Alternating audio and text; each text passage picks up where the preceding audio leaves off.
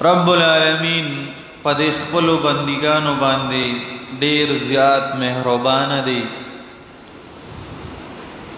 او قسمه قسم نعمتونه ورله الله ورکړي دي. د دغه نعمتونو شکریا دا ده چې انسان د دغه نعمتونو استعمال وکړي او الله په خوشاله کړي.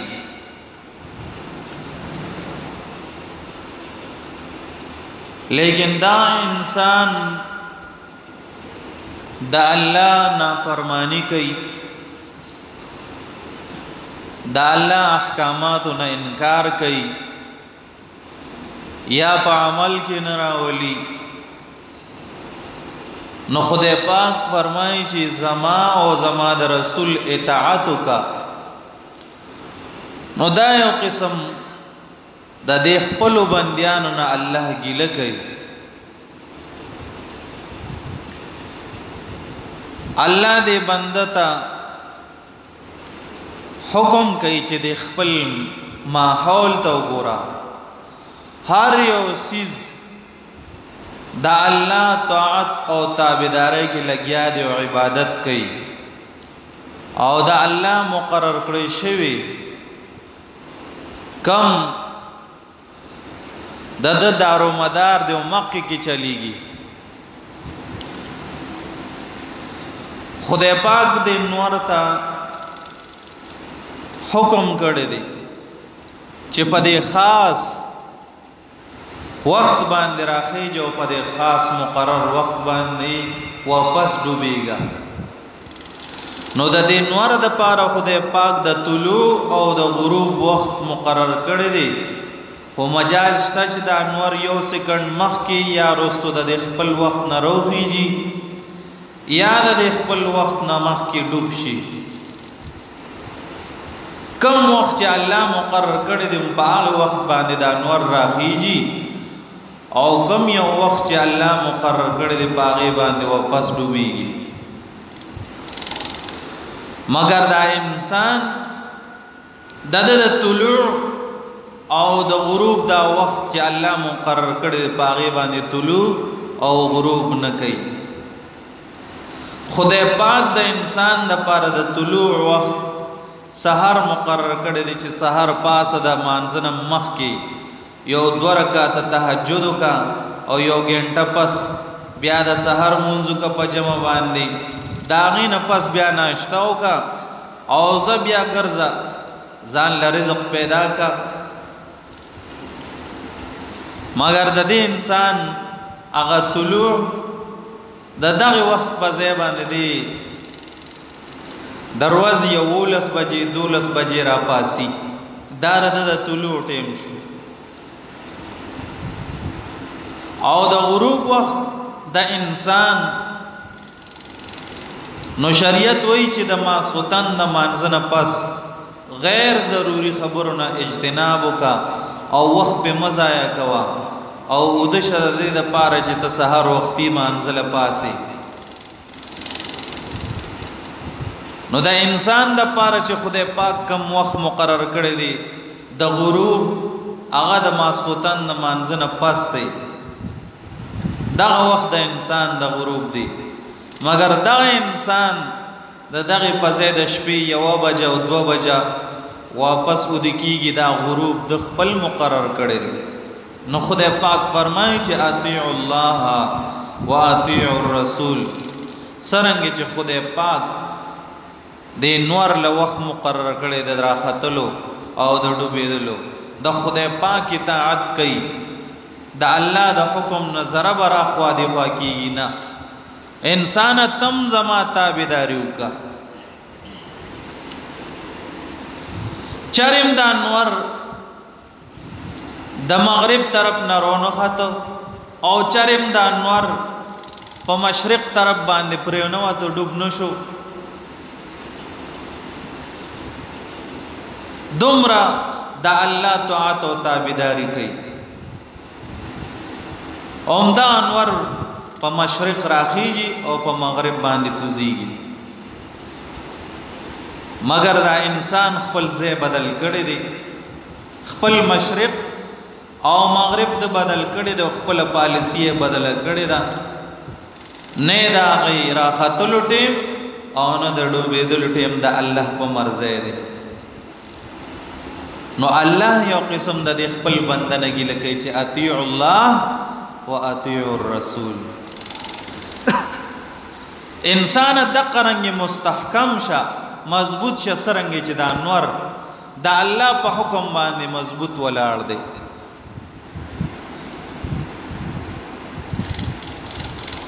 دا نور نه د خپل ټیم نه خوا کیږي او نه دی خوا کیږي. نو د قرنګ مضبوط د الله په حکم باندې اوسېږي. نو د انسان دا نه د وخت د طلوع او نه د غروب د الله په مرزه یوم نه دی.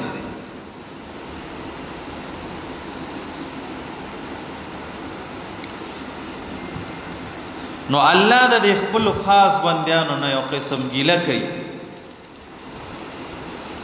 الله فرمایي چې دا کان څومره سخت دی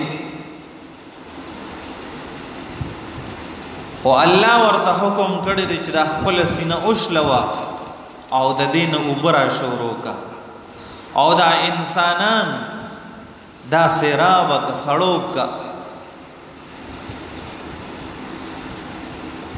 نو څومره لوی لوی کاڼي چې په دنیا کې دي تاسو ګورئ د هغې نه اوبه را روانې شوي دي او د انسانانو ضروریات پوره کوي. او دا لوی لوی سیندونه او دریابونه دا په حقیقت کې د هغې کاڼو نه چې کومې اوبه راځي هغه اوبه دي. لیکن د انسان دا زړه د دغې کاڼي په مقابله کې وګوره نو د غوښې نه جوړ دی. الله فرمایي چې زما د یرې نه ذره بر که د سترګو نه د یوه اوښکه چې کوم دی توی کړه نو د دې ټولو دریابونو نه بهتر ده. ستا ټول ګناهونه د تېرې شوې زمانې پې زه بخم. خو لیکن دا انسان د هغې کاڼي نه هم ښه نه دی چې د خدای په حکم دریابونه ته روان شوي دي. د انسان د سترګو نه یو اوښکه هم نه بهیږي د الله د یرې نه.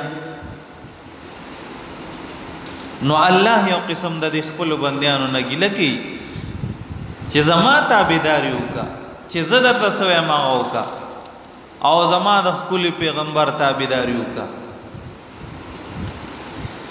دا سپوږمۍ چې تاسو ته ښکاري دا هم یو قسم کاڼی دی. الله ورته حکم کړی دی چې زما د مخلوق ته رڼا ورکوه خو داسې رڼا چې یخه وي تو پکې نه وي. نو دا سپوږمۍ د ټول عالم ته یو شانتې رڼا ورکوي او تو پکې نشته دی ګرمایش پکې نشته دی. او انسان چې کوم ځای کې وي هلته ظلمت او ګمراهي دا پیدا کیږي. دا امونه ده الله ورته حکم کړی دی چې کله بلوغ ته ورسې نو بیا به امونه پیدا کې غنې به نه پیدا کې. نو تر د نن ورځې پورې د امونه چې کله بالغ شي نو د ام پسې چرته هم غنې رونه خېجولې. دا ورته خدای پاک حکم کړی دی. لیکن انسان ته خدای پاک حکم کړی دی چې ته بالغ شي د دې نه پس ښکلي اخلاق پاکیزه دا استعمالوه نیک اعمال کوه او عقیدم درسته که. لیکن دا انسان په بد اخلاقۍ باندې راځي او بد عملونه کوي. دا په حقیقت کې دا غني دي. خدای پاک دته حکم کړی دی چې میوه پیدا کړه دې غني پیدا کړه.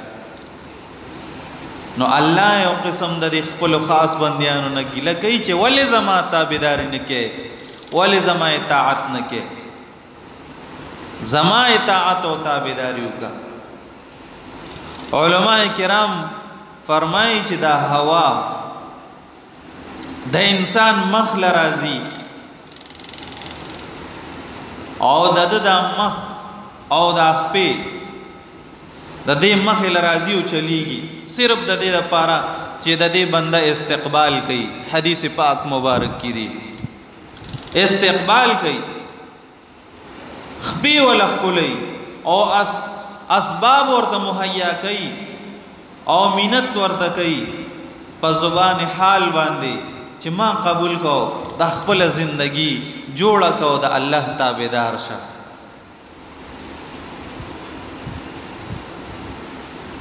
دا خپل ځان گمراه کوما لکه د زناور په غنو باندې مو ورځه،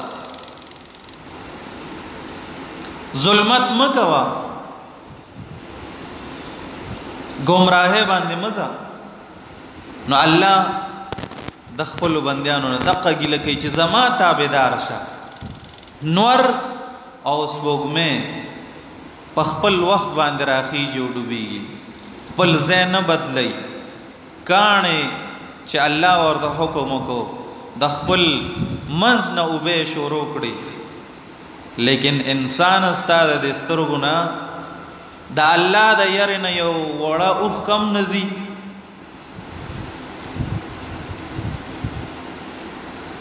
سپوږمۍ ټولې دنیا ته رڼا ورکوي،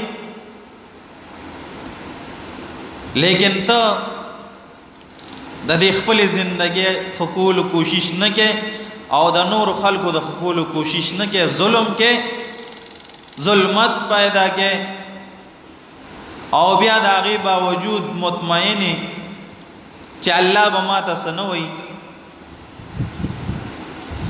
غلط سترګو باندې غلط او حرام قتل کې او غلط اورېدل کې او وی چې الله زما د هر څه به نه ویني او نه به اوري، دا غلطه وینا به زما الله نه اوري، الله به ویني نه.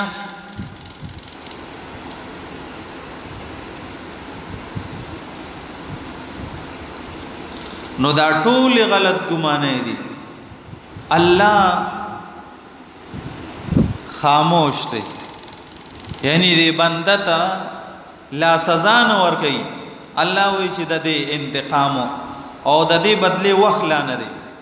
دا ارس به داسې روښانه شي لکه څنګه چې دروازې ښه تیزه رڼا وي او ارس پکې ښکاره شي. لا اوس خو په دنیا کې چاته څه ښکاري نه چې انسان څه کوي، کومه ګناه کوي، څنګه د الله نافرمانی کوي. خو د قیامت پر ورځ به دا هر څه ښکاره شي، هر یو څیز به ښکاره شي چې انسان کومه ګناه کوي. نو شریعت دا امت بهترین امت دې ته ویل دي، یعنی الله دا امت بهترین امت پیدا کړی دی. د دوی دپاره د هر یو څیز اصول تیار شوي دي.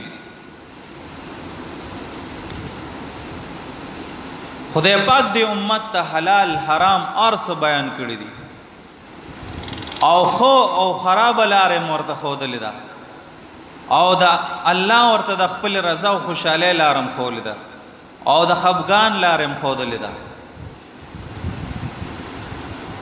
او شریعت کې د رزق حلال ګټل او پیدا کول دا عبادت مقرر کړی دی چې انسان ځان له په حلاله طریقه باندې رزق پیدا کوي، نو دا هم یو قسم عبادت دی. او په حرامه باندې پیدا کول په دې باندې خدای پاک خفه کیږي او خدای پاک په هغې باندې سزا ورکوي.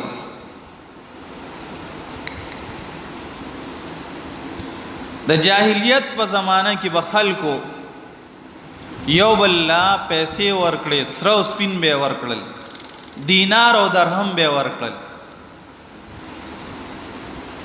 او په هغې باندې به یې زیاتي بیا عرصه اخیستل. نو دغه زیادت شریعت وایي چې دا سود دی. څوک چې زیاتی په دې باندې اخلي دا به سود وي او د سود په باره کې د الله او د الله د رسول د طرف نه اعلان جنگ دی. نو دا سرو سپین چې د جاهلیت په زمانہ کې چا ورکړل ورته به میاش پس به مال دین زیات راکې. نو خدای پاک دغه سود دی او سود حرام کو او بیع حلال کړه. د دې وجنه انسان با په حلال طریقه باندې په بیع باندې مال ګټي او په حرام او په سود دی باندې به مال نه ګټي. دا شریعت منع کړی دی.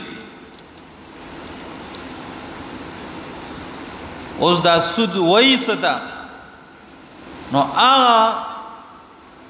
مال چې انسان ته بغیر د مشقت نه د سپایوز کې نه وي بغیر د مشقت نه ورته داسې ملو شو نو دا سود دی. لکه یو بنده بل 100 روپیا ورکړي وې دا 100 روپیا والا قرض او دا و مال بیا راکې 120 نو دا 100 خو د 100 په مقابله کې شوي خو دا 20 روپیا د څه په مقابله کې دي په دې خو یو قسم نه رضا کی نو دا 20 روپیا دا سود دی. نو دا خدای پاک حرام کړی دی. خدای پاک آیاتونه نازل کړل د دې په باره کې احل الله البيع وحرم الربا. خدای پاک بیع حلال کړی دا او سود او ربا حرام کړی دا.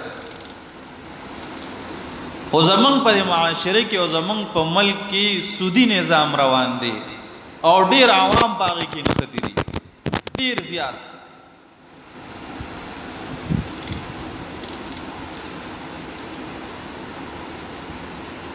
په دې وطن کې یو بل کارډ ورته وي صحت کارډ. دا صحت کارډ باره کې دارالعلوم کراچۍ والا او دارالعلوم بنورټون هغوی فتوا جاری کړې ده چې کوم معاهده حکومت کړې ده د سټیټ لایف سره د هر بنده په سر حکومت دغه ادارې ته پیسې ورکړي دي 1500 روپے او دا ټول څومره آبادی چې دا خاندانونه دا هر خاندان په سر 1500 او بیا د دې په مقابله کې کدي علاج کوي تر د 10 लाख روپو پورې بیا د دې علاج معالجه کیږي. نو دې بیمه کړی دي او دا سود دی. نو زمونږ د ملک ډیر نظام داسې دی چې په سود باندې روان دی. د بینک شو دام ټول سود دی. په بینک کې چې څوک نوکری کوي دا تنخواګانې چې ورکوي دام سود دی. که څوکیدار دی او تنخوا ورکوي نو سود دی. که څوک په دغه ځای کې امامتي کوي ورته او هغه امام له دې بینک والا تنخوا ورکوي دام سود دی.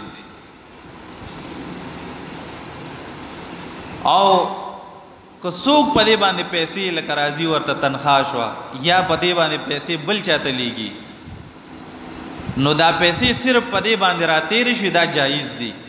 خو که په دې باندې زیاتې پیسې راتلې هغه به هم سود وي. اوس د دې مسلې حل څه دی؟ نو مسلې حل دا دی چې دا کم صحت کارت باندې پیسې راځي نو یو فتوا په دا ده چې کم غریبانان خلق دي بے وسه دي هغې دې په علاج کوي. چې کم مالداران دي نو صرف دغه 1500 روپو حق دی ده چې دغه علاج پیو کی. باقی چې څومره پیسې د دنه حکومت د دې کارت نه کټ کړي دي هغه پیسې به یو غریب لور کی او بغیر د ثواب د نیت نه ځکه چې دا سودی پیسه ده او حرام پیسه باندې که څوک د ثواب نیت کوي نو کافر کیږي په. نو که غریب سړیو چې کله بنده مجبور وي نو دا خنزیر غوښه هم ورله جایز شي چې د مرګ نه بچ شي. خو چې کله مجبور ني نو بیا به د خنزیر غوښه نه خوري. نو که یو بنده مجبور دی غریب دی نو هغه دی په علاج وکي، او چې مجبور نه دی وسې کیږي نو په خپلو پیسو به علاج کوي، د دقې نه به ځان ساتي. د سود په باره کې پیغمبر علیه السلام فرمایي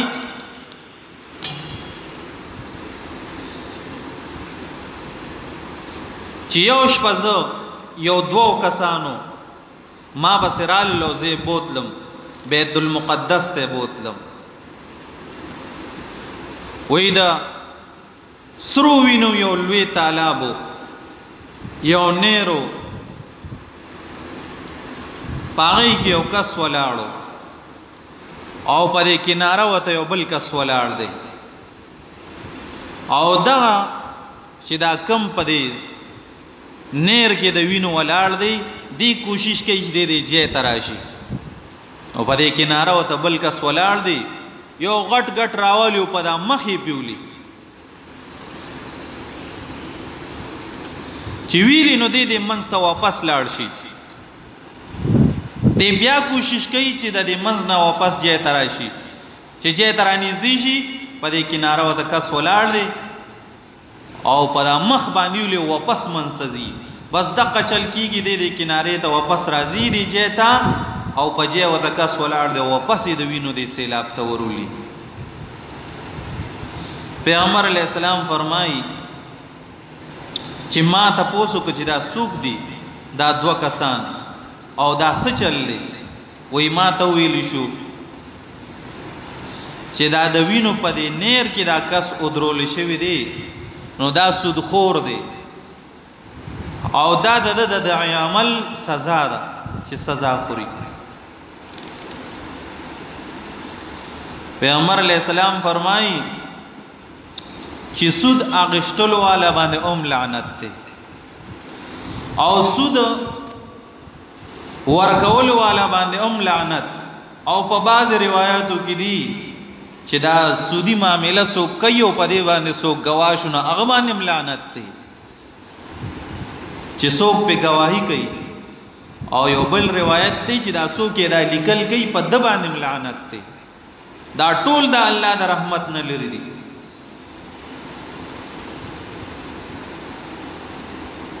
او بل یو روایت دی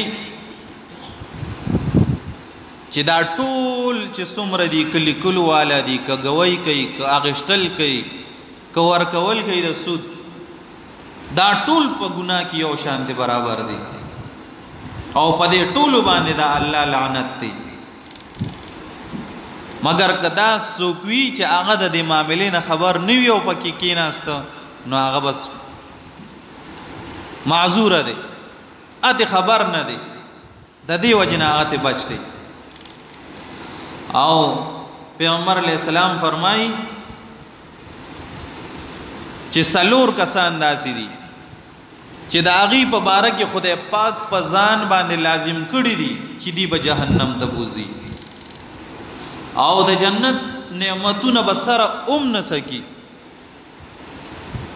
دغه سلور کسان څوک دي؟ نو په هغې کې یو شراب خور دی چې عادت وي او شراب سکي او شراب پرېږدي نه، او دویم پکې سود خور دی چې سود خوري. خدای پاک به د جنت نعمتونه به دې کس له ورکوي هم نو سکي به هم نه، سود خور. او دریم نمبر چې د یتیم مال په ناحق طریقه باندې خوري. او څلورم نمبر هغه کس چې د خپل والدینو نافرمانه وي. خدای پاک دا په خپل ځان لازم کړي دي چې دی به جنت ته ځیم نه، د جنت نعمتونه هم نه سکي، او خدای پاک په ځان لازم کړی دی چې دوزخ ته به بوځي.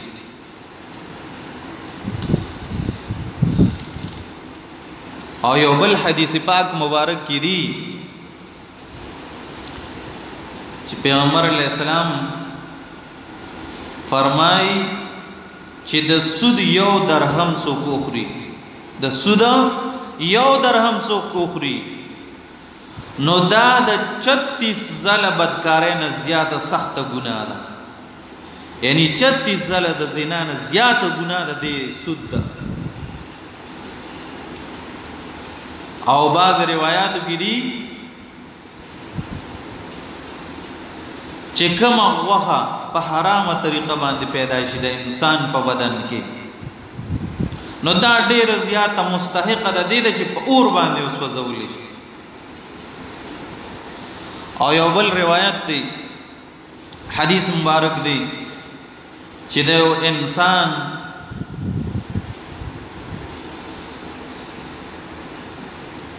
دا بیزتی کول، عزت لوټ کول، دا چې کوم دی د سود نم زیاته سخته ګناه ده چې د یو انسان بیزتی وکړي، نو چاته بس پکم نه ګوري، د چا بیزتی به نه کوي، ځکه چې دا د سود نم په ورخوا سخته ګناه ده.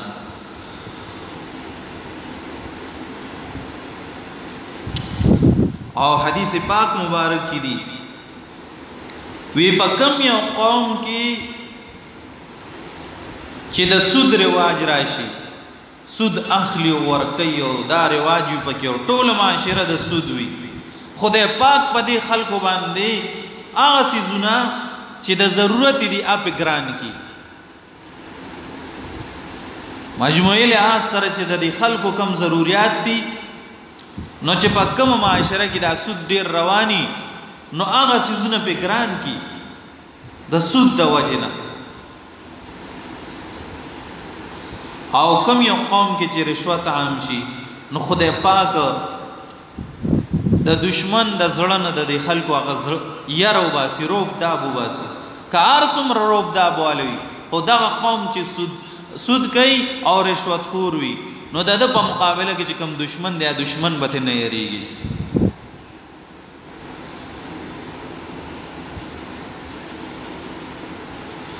او یو حدیث مبارک کې دی چې پیغمبر علیه السلام فرمایي چې د معراج په شپه باندې چې کله اوم اسمان ته ورسېدم،